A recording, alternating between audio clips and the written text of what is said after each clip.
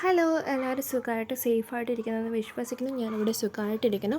അപ്പോൾ ഞാൻ ഇന്ന് വന്നിരിക്കുന്നത് മുല്ലപ്പെരിയാർ ഡീകമ്മീഷൻ ചെയ്യാനായിട്ട് നമ്മുടെ ഭാഗത്തുനിന്ന് ചെയ്യാൻ പറ്റുന്ന ഒരു എന്താ പറയുക, സഹായമെന്ന് പറയാൻ പറ്റില്ല, നമുക്കും കൂടി വേണ്ടിയിട്ടാണല്ലോ. അപ്പോൾ ആ ഒരു പെറ്റീഷൻ സമർപ്പിക്കാൻ വേണ്ടിയിട്ട് അതെങ്ങനെയാണെന്ന് ഞാൻ കാണിച്ചു തരാം കേട്ടോ. അപ്പോൾ ഇൻസ്റ്റഗ്രാമിൽ E4K വ്ളോഗ്സ് എന്ന് പറഞ്ഞിട്ടൊരു ബ്ലോഗർ അവരുടെ പേജിൽ ഇതാ ഈ ഒരു QR കോഡും ആ ഒരു കാര്യങ്ങളും എല്ലാം മെൻഷൻ ചെയ്തിട്ടുണ്ട്. അപ്പോൾ നമ്മൾ ഗൂഗിൾ ഓപ്പൺ ചെയ്തിട്ട് നമ്മുടെ സെർച്ച് ഓപ്ഷനിൽ ആ ക്യാമറ പോലുള്ള ഭാഗം എടുത്തിട്ട് നമുക്ക് ഈ ഒരു QR കോഡ് സ്കാൻ ചെയ്ത് പെറ്റീഷൻ സമർപ്പിക്കാം കേട്ടോ. അപ്പോൾ ഇത് വന്നിട്ട് സ്കാൻ ചെയ്യുമ്പോൾ ഓട്ടോമാറ്റിക്കലി ആ ഒരു വെബ്സൈറ്റിൻ്റെ ലിങ്ക് താഴെ നമുക്ക് കാണാനായിട്ട് സാധിക്കും. ലുക്കിംഗ് ഫോർ റിസൾട്ട് ഇതാ ഈ ഒരു ലിങ്ക് വന്നിട്ടുണ്ട്. അതിൽ വെബ്സൈറ്റ് എന്ന് പറഞ്ഞിട്ടുള്ള ഓപ്ഷനിൽ ക്ലിക്ക് ചെയ്യുക.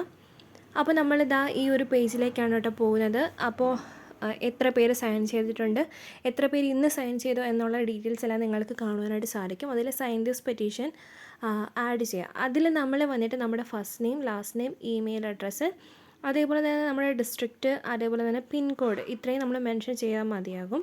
അപ്പോൾ നമ്മളെക്കൊണ്ട് പറ്റാവുന്ന രീതിയിൽ നമുക്ക് ഒരുപാട് പേരെ സേഫ് ആക്കാനും സെക്യൂർ ആക്കാനും പറ്റുമെങ്കിൽ, ഈ ഒരു പെറ്റീഷൻ കൊണ്ട് സാധിക്കുമെങ്കിൽ അതെല്ലാവരും ചെയ്ത് നോക്കുക. പറ്റുന്ന രീതിയിൽ എല്ലാവരും ഈ ഒരു പ്രോസസ്സിന് വേണ്ടിയിട്ട് ഒരുമിച്ച് നിൽക്കുവാണെങ്കിൽ നമുക്ക് ഇനി ഒരു ദുരന്തം ഉണ്ടാകാതെ നമ്മുടെ എല്ലാവരെയും സഹായിക്കാനും സെക്യൂർ ആക്കുവാനും നമുക്ക് സാധിക്കും. അപ്പോൾ ഇതിൽ ഞാൻ മെൻഷൻ ചെയ്തതെല്ലാം ഫില്ല് ചെയ്തു. അങ്ങനെ സൈൻ ദിസ് പെറ്റീഷൻ കൊടുത്തു. അപ്പോൾ ഓൾറെഡി ആ ഒരു പ്രോസസ്സ് എൻ്റെ കംപ്ലീറ്റ് ആയിട്ടുണ്ട്. അപ്പോൾ ഈ ഒരു ലിങ്ക് മറ്റുള്ളവരിലേക്ക് നിങ്ങൾക്ക് ഷെയർ ചെയ്യാൻ വേണ്ടിയിട്ട് വാട്സപ്പ്, ഫേസ്ബുക്ക്, ട്വിറ്റർ, മെസ്സഞ്ചർ അങ്ങനെ എല്ലാം ഉണ്ട്. അപ്പോൾ ഇതിൽ വഴി നമുക്ക് ഷെയർ ചെയ്യാവുന്നതാണ് കേട്ടോ.